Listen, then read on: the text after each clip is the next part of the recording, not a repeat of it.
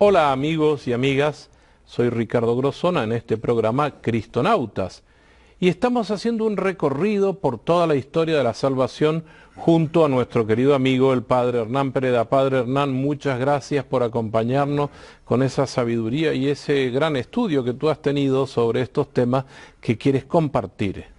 Gracias a ustedes por escuchar y por interesarse. Padre Hernán, hay algo que me han vuelto a preguntar en estos días. ¿Qué es esto del sentido de la historia? Nosotros hoy tenemos un sentido de la historia. ¿Los antiguos tenían este mismo sentido de la historia? Sobre todo en el pueblo de Israel. Hablando del pueblo de Israel, hemos pasado por varias etapas. El sentido de la historia, ¿qué podemos decir? Me sorprende un poco que me digas que hoy tenemos sentido de la historia. Yo no estoy tan seguro.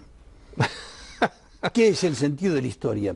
En la historia hay un porqué y un para qué. En la historia de la humanidad, eso es el sentido de la historia. Un porqué y un para qué. Bueno, estamos en un momento muy difícil de explicar. A mí me gusta contar la historia que se cuenta de los dos ancianos que estaban en la plaza de un pueblo. Y uno leía el diario y el otro tomaba el sol en una mañana de invierno. Y el que leía el diario, espantado, le dice al otro, francamente no sé dónde vamos a parar.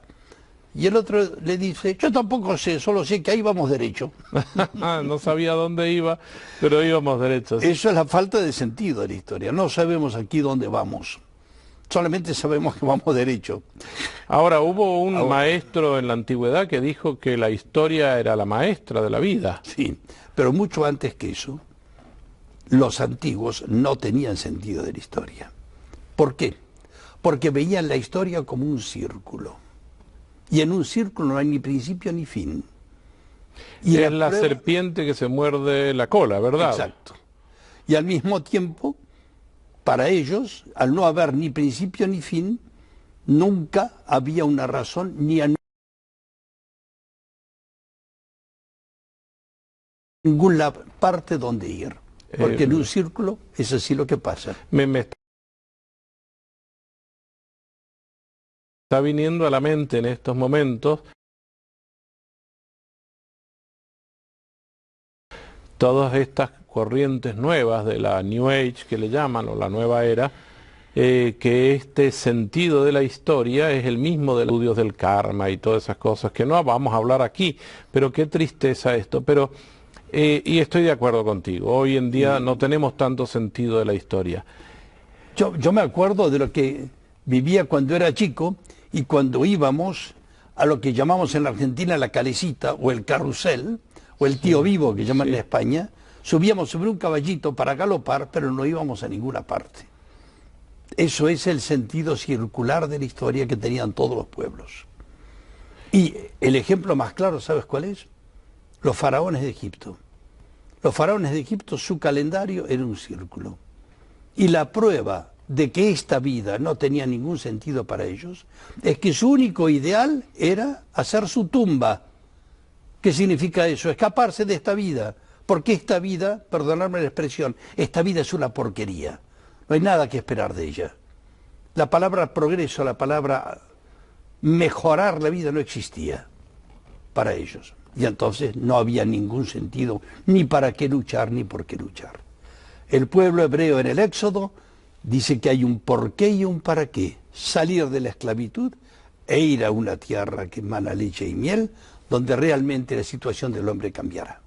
Aquí quiero situarme porque este programa de hoy, esta conversación de hoy, la estamos poniendo en el marco de la continuación de los jueces y el principio de la monarquía. Pero me gustaría conversar algo sobre este tema de los jueces. Los jueces han hecho como una mirada retrospectiva, siempre partiendo desde el Éxodo como punto fundamental. ¿Es así? Que a partir de ahora el Éxodo nos va a acompañar hasta el final, porque el Éxodo es permanente, el Éxodo continúa. Ahora, para responder a tu inquietud, efectivamente la continuación inmediata del Éxodo es la historia de los jueces, que duró unos 200 años. Desde el primero de ellos, que fue Josué, pasando por algunos elementos muy típicos y desastrosos, como fue un tal Jefté, que hizo un sacrificio de su propia hija, que pidió llorar su virginidad, porque para una mujer morir virgen era un desastre, y después vino un personaje que mencionamos como Sansón, esa época muy oscura, muy particular, pero terminó todo aquello con un gran santo, que fue Samuel. Samuel, el que era llamado por Dios, que vivía, que la mamá lo había dedicado y destinado al templo, ¿verdad? La mamá Ana, que es un prototipo de María, que dijo cuando tuvo a su hijo una oración muy parecida al Magníficat de María, y que ofreció a su hijo, que vivió dentro de la tienda de la reunión. A tal punto eran pobres, no tenían nada. Y entonces este Samuel se convertirá en el sumo sacerdote, será juez, sumo sacerdote, es decir, jefe del pueblo, y además fue profeta. O sea, reunió casi todas las cualidades que Sí. tenían reservadas para otros. Y como sumo sacerdote ungió a los primeros reyes de Israel. A ver, ¿y por qué, si ellos estaban viviendo tan bien con estos jueces, cuál fue el descontento que había en el pueblo de Israel para que fueran a pedir a Dios un rey? Porque ellos decían, mira, yo veo los otros pueblos, ¿cuál era el descontento? Bueno, tú dices que vivían bien, perdón, aquí me permito... No, poner estamos mis para signos de corregirnos los amigos. interrogación. Claro, claro. No, era una vida completamente anárquica. Los, como un caso de Gedeón también, u otros más, eran pequeños caudillos, pero no había ninguna unidad. Entonces ellos querían más y más sentirse mancomunados, como las descendientes de la tribu de Jacob. Pero su verdadero jefe tenía que ser el sumo sacerdote, porque eran una teofanía. Ellos, sin embargo, querían parecerse más a los otros pueblos, porque el título de rey les parecía un título que llamaríamos hoy un título civil, un título laico, un título no religioso. Cuidado que la dificultad de aceptar la religión, que es una fe, siempre pasó por sus dificultades, no como lo vivimos hoy, pero sí pasó por sus problemas de aquellos que no tenían fe o que no querían seguir al sumo sacerdote porque no creían.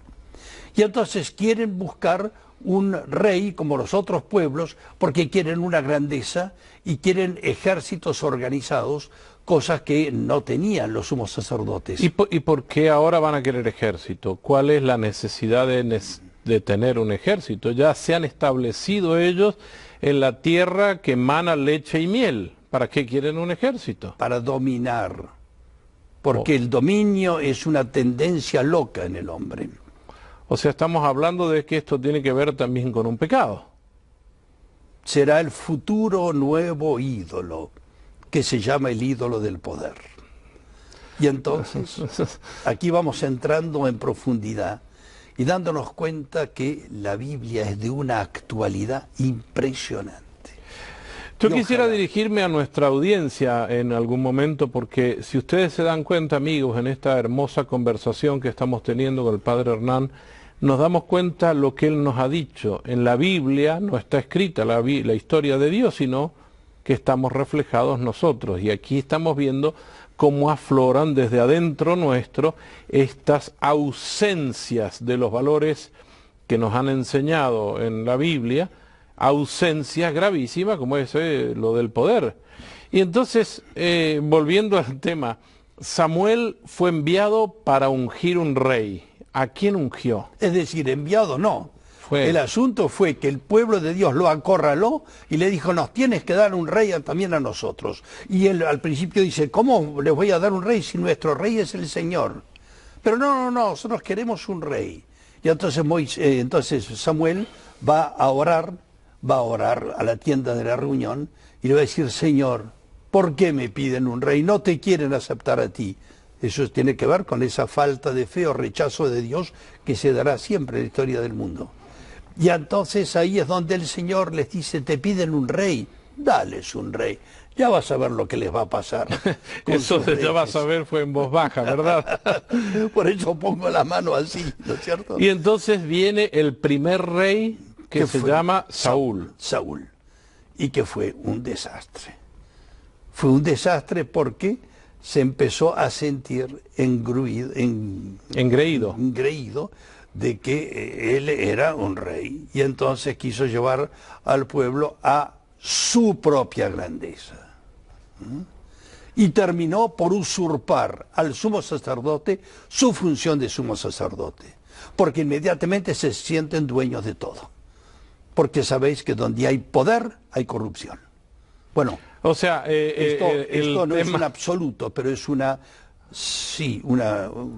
afirmación muy cercana a la historia. A la historia, donde hay poder, es decir, esto no es nuevo y no podemos verlo. Claro. No podemos decir que hoy en los países tales o cuales, porque hay poder los que manejan el poder. Pero entonces Saúl fue un rey que fue desastroso porque unió esa gran ambición, pero aparece un personaje nuevo en la misma historia de Saúl. En el momento en el cual Saúl usurpa y pretende ofrecer un sacrificio a Dios, Samuel, que llega y le dice, este es el principio de tu fin. Y Dios le manda a ungir a un nuevo futuro rey, aunque se hace casi a escondidas. Sí, evidentemente en uno de los libros de los reyes es Samuel quien toma el cuerno con el aceite y va a buscar... No es de los reyes, sino de Samuel. Del libro de Samuel. Eso es. Hay dos libros de Samuel. Primero, que es el principio de la monarquía. El principio. Y después viene el libro... Está la historia de Saúl y hasta la historia del mismo David ungido por Samuel. Por ser Samuel que lo hace, es el libro de Samuel. Claro. Entonces, Samuel fue una cosa interesantísima y yo les invito, amigos, a que busquen en la Biblia, en uno de los libros de Samuel, es en el segundo. El primero y el segundo. La vocación de David, porque es sumamente interesante, porque hay un tema que me apasiona. Dios no mira las apariencias. Exacto. Dios ve el corazón. Sí.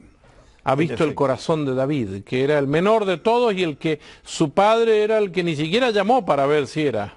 El hijo de Jefté, que era un pequeño, jovencito, pastor del campo, que para colmo era músico. Y al ser músico y tocar la lira, lo despreciaban los demás. No sabía nada de arte. Y así es como, despreciado, sin embargo, Dios le dijo a Samuel, ese es, úngelo. Y ahí empieza la grandeza de David, que va poco a poco a conquistar en pro de su rey Saúl, que sigue aceptando él, porque todavía será durante unos años Saúl rey. Y hay una pequeña anécdota muy interesante, es que Saúl era conocido que tenía un carácter insoportable. Y entonces, como en esa época no había pastilla para los nervios, la gente del palacio de Saúl le dicen que hay un chico en el campo que toca la lira y que la gente se embelesa escuchándolo. Y entonces dice, bueno, tráiganlo. Y se pone a tocar su lira el chico David, y el rey se calma. Y entonces toda la corte le dice, por favor, ven todos los días, que el loco no lo soportamos más. Y así es como entra David en el palacio, que se enamorará de la hija, Nicole, que después eso terminará mal, y finalmente Saúl morirá. Y está el gran hijo, el hijo de Saúl, Jonatán, que será el gran amigo también de David. Y entonces, en medio de toda esta situación, terminará David por ser el gran rey, y que llevará a Israel a su culminación histórica. Culminación histórica. Sí. ¿Qué significa esta culminación histórica del pueblo? Vamos a hablar de historia, no estamos hablando de la relación religiosa. Sin embargo, David cumple un papel muy importante con el arca, ¿verdad? ¿Cuál es la traída de esa arca? ¿Por qué vuelve a traer el arca? Perdón, antes que la traída del arca, la conquista de la ciudad de los jebuseos, que es la ciudad de Jerusalén, que nadie había podido llegar a vencerla, porque estaba sobre la colina del monte Sión, en un lugar muy estratégico y totalmente amurallada. Y David logrará, siendo el mismo todavía soldado sin ser, o al principio de su monarquía, se mete por los canales de la entrada del agua de Siloé y por allá conquistará la ciudad. Y una vez que la conquista, la ciudad de Jerusalén pasa a ser la ciudad de Dios por excelencia, y más todavía cuando trae el arca de la alianza con la tienda de la reunión, que hasta ese momento estaba en Silo y que además era el templo de la presencia de Dios. Y entonces lo importante, David, es la conquista de la ciudad de Jerusalén. Entonces Jerusalén no ha sido fundada por los israelitas. No, fue conquistada por David. Conquistada por David. Sí. Y la toma como su capital. La toma como su capital, que es del reino de Judá, porque David es del reino de Judá. Y de su descendencia vendrá, lo había dicho ya Jacob en la bendición a Judá, vendrá el Mesías esperado.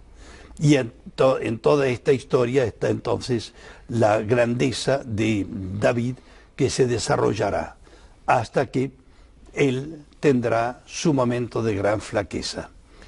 Sí. Quisiera hacer una relación de nuevo con Jesucristo y David, porque tanto a José como a María les dicen de la tribu de su padre David, viniendo de su propia sangre.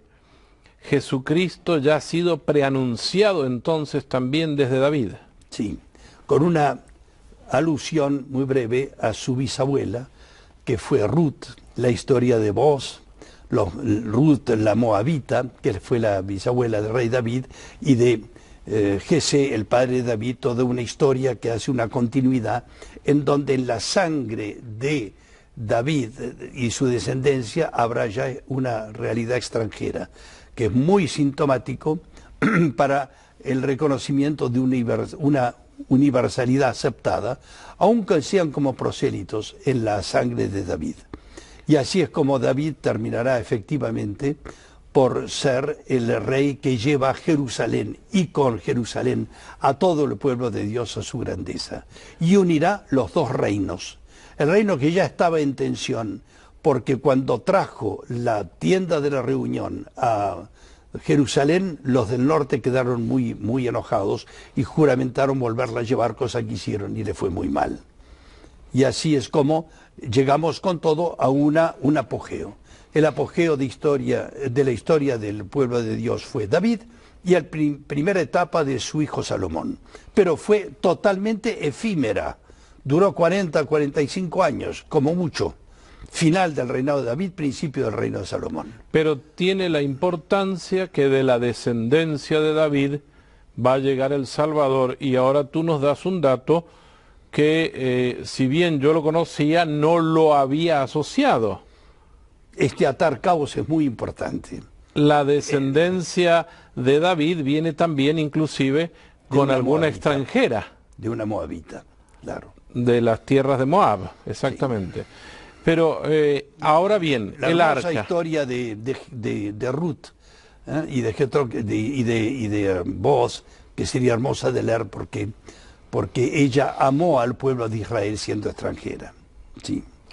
Si yo quisiera decirles a toda nuestra audiencia que en la página de cristonautas.com hemos abierto una sesión especial para que ustedes puedan poner también sus comentarios en una forma de foro, y entonces esto nos va a ayudar a que podamos tener un conjunto más amplio de la Sagrada Escritura.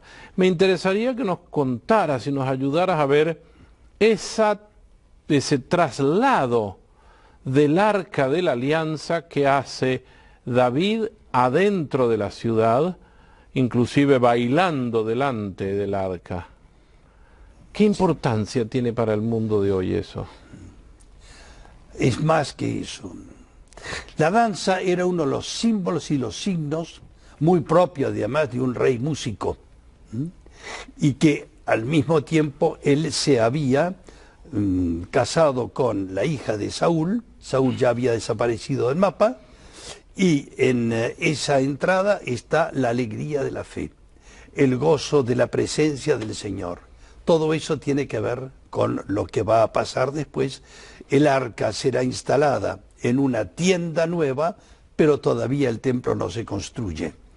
Entonces es la alegría de la presencia de Dios en medio de su pueblo. En medio de su pueblo. Lo que Ahora, representa tú todo nos esto. dijiste en uno de los programas Sí, que el arca se trasladaba sí, y la alianza definitiva de Dios con su pueblo se da en Jesucristo, que también viene en el arca de la nueva alianza. eso es, eso es, Y de ahí vienen las procesiones. claro.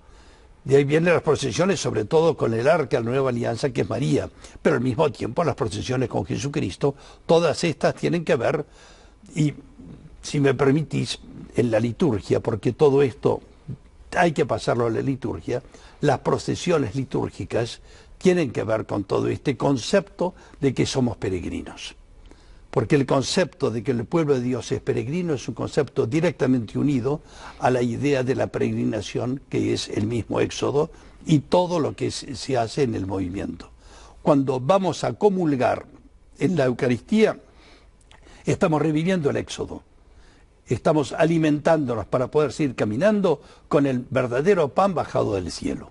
Esto es una forma de comentar lo que estamos diciendo. Ahora, digamos que David y su hijo Salomón representan la culminación histórica del pueblo de Dios, que después entrarán en el desastre total. Ahora, a David él tiene la idea de hacer un gran templo para poner esa arca de la alianza. ¿Por qué no lo logró David? Porque el profeta Natal le dijo: tú has matado demasiada gente. Tu hijo, que había nacido en palacio, aunque hijo del pecado, porque su madre Betsabé fue una mujer robada. Esto es la historia que no hay tiempo ahora de narrar, pero que es hermosísima. Merecería un programa solo contar la historia con sus consecuencias. La pregunta que me has hecho es si podía o no podía construir el templo. Entonces se dice de él que había matado demasiada gente en medio de todas sus luchas, y el Señor quería darle ese honor a un hijo que había nacido en el palacio, que será Salomón, que empezará muy bien, tendrá el honor y la gloria de construir el templo de Jerusalén. Lástima que después Salomón se va a vanagloriar de su grandeza y de su poder, y entrará en la gran decadencia, de lo cual ya hablaremos después. Salomón, el hijo de David, construye el templo donde coloca, me imagino que habrá sido un gran acontecimiento, colocar, nosotros hablamos de eso como el primer templo, ¿verdad? Es famosa la oración de Salomón, en el momento de la inauguración del templo, cuando delante de la puerta del templo dice: Señor, tú que no cabes en los cielos de cielos, ¿vas a encerrarte en esta casa que yo te he construido? Como reconociendo la grandeza de Dios, pero al mismo tiempo la importancia del templo. Que el templo, a partir de ese momento, es el lugar donde Dios está, donde solamente Dios está. Y esto es algo que habrá que... Pero esto es un cambio teológico muy fuerte. Fuertísimo. Decir que Dios solamente está ahora contenido en un templo hecho por el hombre. Bueno, un momento, en realidad donde estaba el arca ya estaba la noción de la presencia de Dios. Sí. Pero ante la grandeza del templo, esto se toma una conciencia especialmente fuerte. Además, porque estaba construido con madera del Líbano y con oro que habían traído todos los países circundantes, y esa grandeza aumentaba todavía la noción de la presencia del honor de Dios.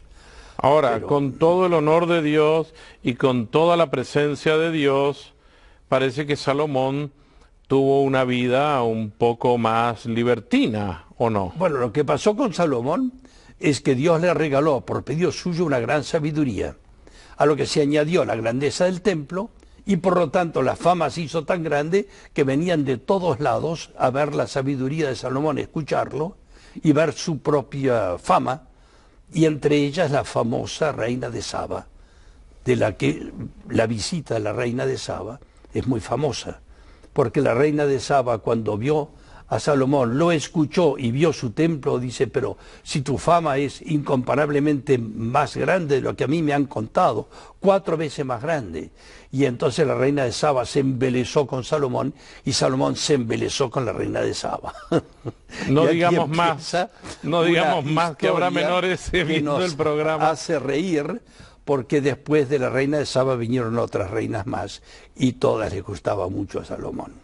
Hasta la historia termina por decir que tuvo, bueno, a los números de la Biblia no le hagamos demasiado cuenta, demasiado de importancia, pero dijo, tenía 300 mujeres y 700 concubinas. O sea Jerusalén que se él transformó en un harén. Un gran harén, lo que no era normal en el pueblo de Israel. Dios mío. Bueno, pero entonces eso da como consecuencia que a la muerte de Salomón, el gran sabio, que tuvo mucha sabiduría, pero que no tuvo humildad para reconocer esta situación. Y volvemos, la riqueza, el placer y el poder, los 3 ídolos más tremendos del Antiguo Testamento. Amigos y amigas, son ídolos del Antiguo Testamento, pero también son ídolos que nosotros mismos podemos crearnos y tener dentro nuestro. No nos dio el tiempo de hablar de lo que es el cisma cuando los hijos de Salomón, Jeroboam y Roboam, se pelean y por lo tanto caen en la desgracia y el reino se divide. Déjame decir, como decían los antiguos, de que la atracción de la riqueza, de la sexualidad y del poder está demostrada por la historia. Y harta experiencia tenemos, pluguiera a Dios que no fuera tanta. Eso es una hermosa poesía. Yo les recomiendo que pueden utilizar en todos sus aparatos y dispositivos, bajar una aplicación que ustedes la ven en pantalla, ¿cómo se llama? Y si quieren pueden hacernos algunas consultas a la página web que está en pantalla. Padre, el tiempo se nos acabó, pero muchísimas gracias por compartir con nosotros todo eso que durante tantos años has estudiado y tienes el don de la capacidad de la síntesis. Muchas gracias, Padre Hernán. Gracias a todos. Alegría estar juntos. Bendiciones y será hasta el próximo programa.